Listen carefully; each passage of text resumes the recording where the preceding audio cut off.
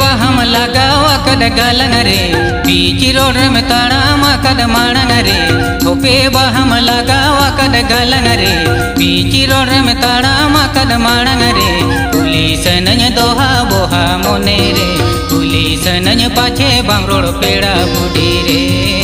police नज दोहा बोहा मोने रे पुलिस नज पाछे बाम